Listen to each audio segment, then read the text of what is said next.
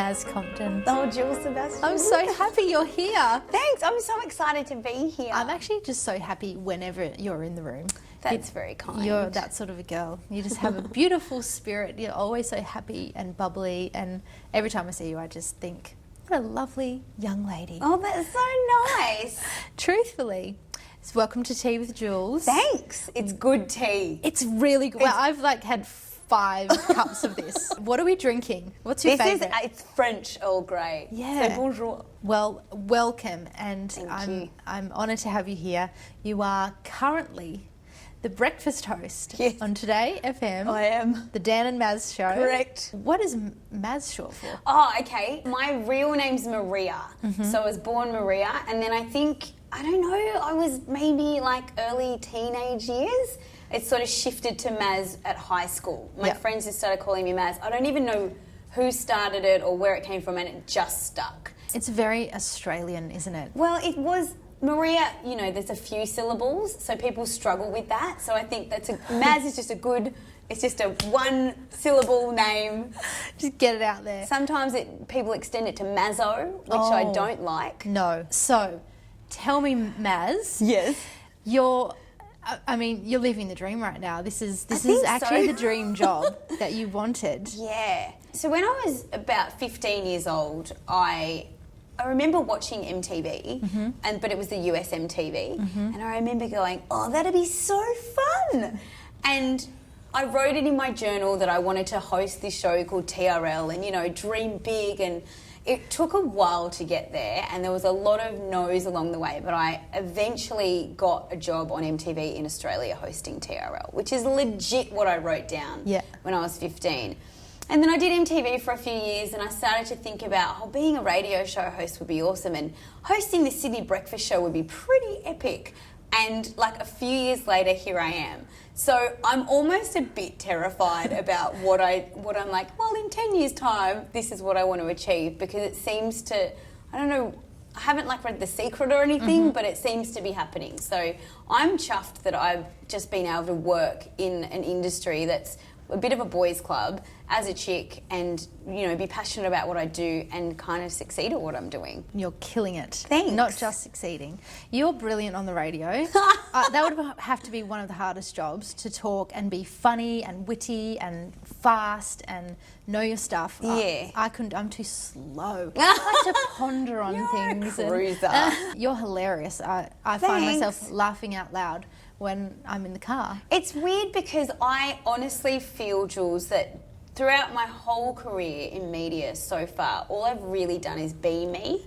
And even when there have been along the road, there's been, you know, producers or publicists along the way kind of, I think, try to shape me and sort of put me in this little mould and go, maybe you could tick that box and maybe you could be this person. I haven't flat out refused, but I've definitely stayed true to the essence of myself. And so I am the same person on and off air, and you know that because you've seen me, you've heard me on the radio show, but then you have seen me socially, and it doesn't really shift all that much, and so it kind of is easy because I just have to be me, and that seems to be likeable, and it seems to be something that people warm to, which is nice. And I make an effort about being an awesome human. That's like the headline is, that's what I'm trying to achieve every day. I think if I was a jerk, it would be a little bit different. But I want to know, I mean, you're here now. Yes. You haven't always been here.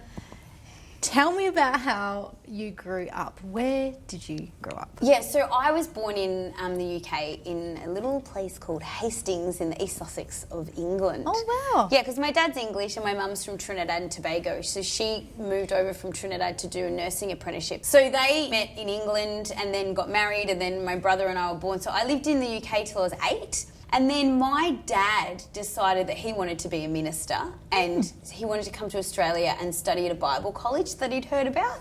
So he just sort of shifted the whole family to Sydney, and it was meant to be for a year, and I'm still here. I just never went home, much like, I guess, the convicts, you know, they just shipped them over here and we just stayed. So sometimes I do think back about, what if, we had gone back to the UK after a year, what would have happened? Who knows what I would have been doing. So did your dad pursue being a minister? Did you grow up in in a family with a dad as a minister? Well, he wasn't ever, like, he didn't ever go into full-time ministry, but church life was definitely a massive part of my upbringing. And it still is to this day, which is really cool. And Dad, I think he always probably wanted to go into ministry and just never pursued it. And I think he probably just benefited from, like, doing the whole Bible college thing. I think for him it might have been a bucket list. Right. Bit of a tick, you know. Did you have along the way little dreams and things you wanted to achieve, or was it just a matter of just happy kid getting through life? When I was super young, so maybe like 8 or 9-ish, I remember I always got an A++ at writing. Oh. And we used to have to watch, it was a show called BTN, Behind the News. I remember that. Do you remember that? Oh, yeah. And then you'd have to write, like you'd have to sort of recap on one of the stories. And I used to always smash it. I was so good at writing. And so I think when I was that young, somebody probably said, oh, you'd be a great journalist one day or something like that, you know? And so I think I had in my head from a young age that I wanted to either be a writer or a journalist or pursue that kind of a career. And then I think in like high school I worked out that journalists make less money than PR people. So I was like, I'm going to be a publicist because you get to go to parties and you get paid more money than a journalist. And you get to write press releases. Like, that was my really limited knowledge of what a publicist and a PR person is. Somehow in the middle of all of that, I wrote down that I wanted to be on MTV and be a TV presenter. I'm not really sure where that one came from. At school, believe it or not, I was actually very quiet. I don't believe it for a minute. I know, no one does. But I was a study bunny. I was a massive nerd. I was president of the Environment Club. I used to study in the library. I never ever dated any boys because I was just super shy and just not... There was like that little me kind of bubbling out from this shell that was quite protected and quite shy. Yeah, wow. Isn't that weird? That is weird. It was like my inner Hulk was coming out. What did your parents think of that? Did they notice the change? Yeah, I think they did, definitely. And I remember saying to Mum, I was like, Mum, I really want to be on MTV one day. And she was like, darling, that's really nice, but you probably should get a plan B because that's not a job. Dad was selling, I don't know, like car air freshener or something, and Mum was working in a hospital, right? Yeah. Actually, good combination. But that was, you know, where they were at, and I just don't think that they could ever fathom that their like little Maz could be like doing what I do today. I remember the first time I was on MTV, Mum couldn't watch because she was just like, she didn't get it. She was like, I can't believe you're doing it. Like, you're going to be on live television. And she had to leave the room, my dad told me. So you had the dream. Had the dream. What are the steps? How do you get on MTV? How did that happen? I always say this when I tell my story. I wrote down the vision. I think that whatever you want to do in life, if you write it down somehow, it just, I don't know, the universe has to respond to it or something. So I wrote it down. Could you see it? Could you see it in your mind's eye? Is it one of those things?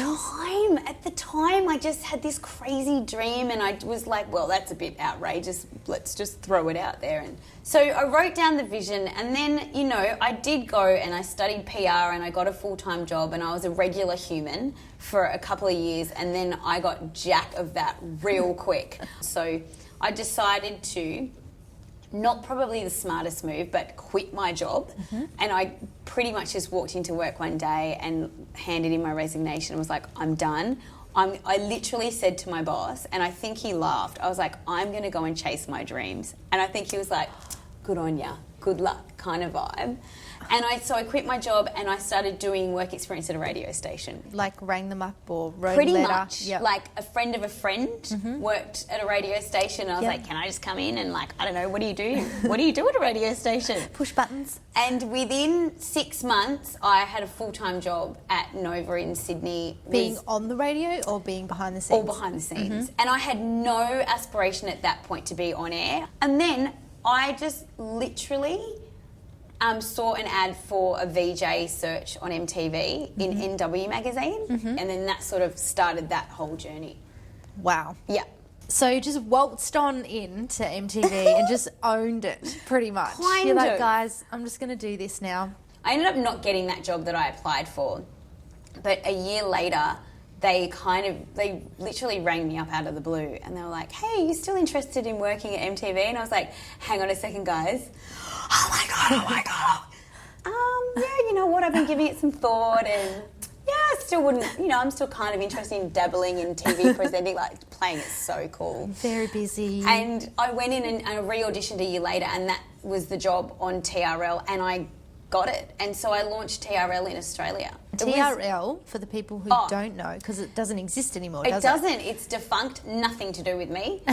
Total Request Live was the flagship show that they had in Times Square Studios in New York City, and it was like the big, the countdown show every week, and they always had the big guests, the big celebrities on, and we launched the Aussie version, and so that was my first show that I hosted. And that was live television? That was live. That's terrifying. Television, and that was pretty scary. My first show, I thought I was going to explode out of the TV because I was just so nervous. I had all this energy, and I, quite naturally have a lot of energy, but it was all contained and like scary. Mm-hmm. But I did it. I got through the first show, and then I just learnt to stop yelling. And Does someone tell you that? Does someone go, look, debrief after the show? They were very kind. Yeah. Like, our EP at the time was very, very kind after the shows. Who did you get to meet and interview on Everyone. TRL? Just everyone? Pretty much everyone. Did you meet any of your heroes, your favourite people? Yes. So I remember the day our producer called me and told me I was going to interview Sandra Bullock, and I broke down crying on the phone because I was like, oh my God, she was in the net. Are you kidding me? And it was Miss Congeniality, which is like favourite movie of all time, pretty much. So I got to meet Sandra Bullock and Jules. It was much like a moment like this, sitting down, having a chat, cameras, it was one Sandra of these Bullock. set-up situations. Tea with with Sandy. And she asked me where I got my shoes from. Wow. And I should have lied. But I was like, oh, babe, like on sale at DFO at Homebush, 40% off. Like the most embarrassing sentence that could have ever come out of my mouth. She's like, DFO, where's that? I'm like, oh, your people will find it. Oh, no, I should have said Jimmy Choo. What am I doing? That's so embarrassing. I'm such a music fan as well. And so, getting to interview Kanye and sitting down for like 20 minutes with that guy a few years ago now was just, I look back and go, oh, man, that was just such a special time and special season for me to be able to have all these opportunities and flying around the world to do the MTV Awards and stuff. It was really cool. Incredible. Yeah, it was. I had my time on MTV. I know! You had your own show. My very own show. It's so cool. I'm so not cool. That's the thing. You are, though. Only cool people do MTV. I can't believe that I did it. The alumni of MTV reunite. It's pretty grueling, isn't it? You've got to. You're on planes. You're at festivals. It was intense, and then. Some days you'd wake up in South Africa and go, well, I've got to go and watch all the professional surfers surf today. Life is not terrible. That's my job, and I'm okay with it. Mm-hmm. Working in radio, I'm sure it's 100 times that now. It's just the same, like it's constant. There's a show every single day, but I love it. Yeah. And I love the urgency of radio, and there's people often say, oh, so TV, radio, similar media. It's like they're so, so, so different. Mm-hmm. From being a TV presenter to being a radio presenter, I feel like I've had two completely separate careers. The radio game it's 24/7, and there is no time because I'm on air at 6 a.m. every day. Which means you get up at what time? At 3:40 a.m. 3:40 a.m. every day. I do get up at that time.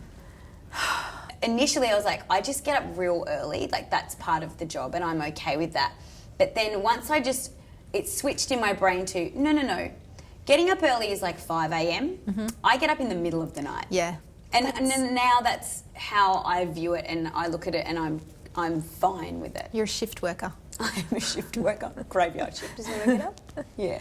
So, I phased myself out of MTV and sort of landed myself in at Nova, and after filling in for people here and there, Nova said, hey, do you want to be on air, do a night show? And I went, sure, no worries. I wanted to say thank you so much for coming to Adelaide. I'm going to let you go and meet the rest of your fans, but before I do, Zac, I know that every single woman here wants to recreate that poster, the Lucky One poster, with you. So I'm going to give you an opportunity to do that photo with me right now. Who's taking the photo? Okay, ready? Okay. All right, so Maz, the movie poster has you and Zac gazing lovingly into each other's eyes. Have a look at the poster, Zac. Make sure you're familiar with it. All right. And have a look at this camera over here. Hands off, Compton. Hands Just off. your eyes, Maz. Just your eyes. Sunrise here, sunrise. Oh, look at that! Wow. Every girl here is so jealous. Yep, tick that one off the bucket list. And then I stepped into this crazy world of radio, and that has just been such a whirlwind journey. So every year in radio, my job has changed so far. I'm hoping to have this one for a while. Okay, good. Yeah, you've been all over. Yeah, so I did a year, I did 2 years in Sydney doing nights with a couple of different teams, and then my team got asked to go to Adelaide, your hometown, to do a breakfast show, which I did for a couple of years, and then we got asked to move back to Sydney, which we did, and then we got asked to do a national drive show in Melbourne, which I did last year, and then we got the call up to do the Sydney breakfast show, which I'm doing currently. Hey guys, it's Dan and Maz from Today FM. Guys, it's going to be a big week on the Dan and Maz show. How would you know, Dan? We filmed this ad months ago. The breakfast slot is kind of the dream slot for a radio person, is that? It is, yeah, I'm going to say national drive is, it's the ultimate shift on radio because you've got your morning, you've got all day to plan and prepare and, you know, see what's going on, and then you do your little show, which is really cute because in the afternoon it's only 2 hours, and then you get to go out at night. And so that is, as far as In terms of lifestyle, yeah. it's epic. As far as traditionally and the way that, you know, the radio systems will work, I suppose. The flagship show, like the big deal, is the breakfast show, and a radio station will win or lose based on how that show is performing. So, and I've done both. I've done them both. What sort of things do your fans and people that love the show say? Like, what is it about you guys that they love? I think that just the chemistry that Dan and I have is very special, and I've seen people try and recreate it or like put it together and you know, get this person and let's try and create this thing.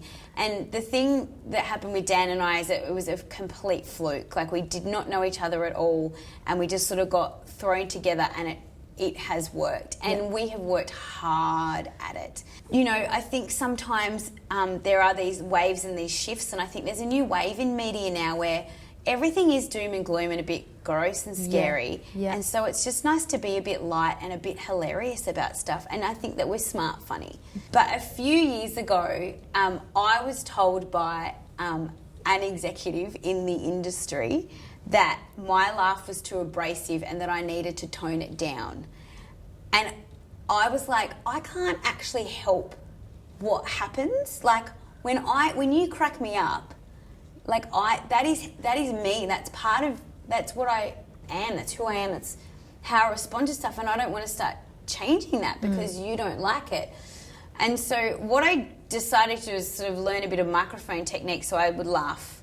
So I didn't have to actually change the way that I was, I suppose. And I love now that that's probably the biggest comment I get the most often is that my laugh is hilarious. Yeah, I think that's a very important lesson to learn in life, because oh my goodness, how difficult is it to remember to be somebody else? If you don't have to think about being anybody except for who you are, then it's just effortless, and you don't have to make up things. You don't have to remember what you've said to that person or how you've acted around that. It's just so much easier. And one of my favourite quotes is just be yourself because everyone else is taken. Yeah, it's such a great attitude, Maz, and that's why. That is why you are where you are. Really, it is. But with all the joy, of course, in life comes some the not joy occasions. Yeah. Oh, I've been in the valley. I have been so in the valley. Yeah. Now you've been through a I've marriage been through it. And a divorce. Yeah. And you've come through the other side, but and that wasn't part of the plan either. You know, like, of course. when you get married, you hope that that's kind of that. Well, you say your vows and you really mean them, and you're like, we're in this, we're doing life. And I was married for 4 years, and it was a great marriage, and I learned a lot in that relationship, and it didn't work out. And that moment when you realise that your marriage is done, like you actually can't save it, is so heartbreaking. And it's like the carpet just gets ripped from underneath you, and you're like, now I actually don't know what I'm supposed to do, because I had this plan and this person was meant to be my person, and this person's not my person now. What do I do with that? It took me like probably 3 years to get over that heartache and that heartbreak, and then some to trust and decide to love again. When my marriage broke down, I made a clear decision. I was like, I'm going to do this with grace and style. Like, I'm not going to air dirty laundry. I'm not going to throw anyone under the bus. Like, this didn't work out, and I'm going to be at peace with this one day, and it's cool and it's okay. And so I had awesome support from my family and my friends, and I went to therapy like a lot. I reckon I bought my therapist a pool. Like, I'm not kidding. But it was so important for me to do that, because I was like, I do not want, like, if I'm going to, walk away from this and I'm going to be divorced, I don't want it to ever have to happen again. Mm-hmm. And I want to be a whole and healed person out of this experience. And that takes years. I know how people respond to it as well. That's guy friends who have been through divorces. And the instant response from all of their people just outside of the cusp is, well, you should just totally root around and get laid because you're not married anymore. And this like complete double standard between being a woman that's divorced to being a guy that's divorced, I think in this society is just so unfair that people have those different reactions. Yeah, because they're still feeling the same emotions and going through the same steps, trying to get through the same day. Absolutely. Yeah. And it is something, it's always going to be a part of my story. Mm-hmm. I met you in the middle of all of that. Even though you were going through probably the hardest time of your whole life. It was pretty tough. You were still sunshine. Still sunshine. Still rocked up, did your job, the very best that you could on that day, and got through it. And this is why I'll never judge people, because you don't know what's going on behind. So true. This, you just don't know where people have been. There's always some sort of a front and everyone gets on with their life, but everyone has a story, everyone has things they're going through, and that's okay. Exactly what you're saying. It's okay. It makes you who you are. It honestly was at the time, Jules, like just a glimmer. It was like, that's the only thing I'm holding on to, and I just have to trust God and just trust myself that I'm going to be okay. Are there things in your life that you fear? Like, do you have things that you're afraid of? I hate street theatre. So, like, I legit get really anxious. Like, those people that they stand on, like, some rolly things on a bicycle and juggle fire? Yeah. I'm like, just don't do that. Like, I actually get really anxious that they're going to fall and hurt themselves. Or firstly, why did you even get on a bike on a rolly thing and start juggling and then set the juggling things on fire? Like, you're an idiot. And so I have to literally walk. Like, I can't go to Darling Harbour, basically. I'm screwed because there's too many buskers and there's too much street theatre. I have never heard of such a thing. And do you know the worst ones are the dudes that paint themselves in silver. Oh, yeah. And just flip and stand there. That's crazy. And then, I can't even. Like, I'm getting all yuck thinking, like, I get a bit, I can't even. Why would you paint yourself silver? Firstly, super bad for your skin. Like, not healthy at all. And then just stand really still, which is so creepy because you shouldn't do that. And then someone will come up to you and then you try and scare them. Yeah, that is mean. That's pure quite mean. Evil. I find that very interesting and something I never knew existed, for one. Just one more thing before we wrap this up. Now, I know... I know you're a bit of a health nut, Maz. I'm getting there. You love a bit of health. I know I do these days. You love running, exercise... Yes. Eating healthy things. The mission this year is called WTF, Witness the Fitness. So I'm all about starting, or not just starting to do something and then not finishing it, but like doing like little sort of fitness crazes. So at the moment I'm doing retro sweat, which is full proper 80s aerobics. I have a unitard. I wear it in public. Do you? Yeah. What colour? And the instructor wears like a mullet wig, and it's a pretty fun one. So retro sweat's one. Hip hop yoga I was doing in Melbourne last year. I went to Thailand, did a boot camp for a week at the end of last year, just like full funsies. My goal this year is to trek to base camp at the end of the year. What's base camp? As in Mount Everest, like the base camp okay, that you okay. before you do Right, I'm not going to do the ascend, just gonna but go like to the the base. trek to base camp. I think it's 2 weeks. So I'm just on this thing where I'm just being really adventurous and really sporty, and I'm just doing a WTF year. Good on you. I'm inspired. I read this funny thing in your Tumblr about how you got set up on a date, and you tell the story. It's funny. This is the one date I went on in 4 years post-divorce. Okay. FYI. Big deal. So blind date. So my friend was like, do you want to see a Facebook profile photo? I was like, no, I'm going in blind. And he said, I'll go in blind too. So there was an appointment meeting set for dinner. And he texts me and he's like, hey, I'm here. I've got a table. I'm wearing a red checkered shirt and a grey jacket. And I'm like, hello. And I text back, I wasn't running late. I was just finishing work. So I was like, I'll be there in 10. Can you order me an imported beer? And I'm wearing a pink onesie. And he did not write back. And so in the taxi on the way to the date, I was like, one of 2 things is happening right now.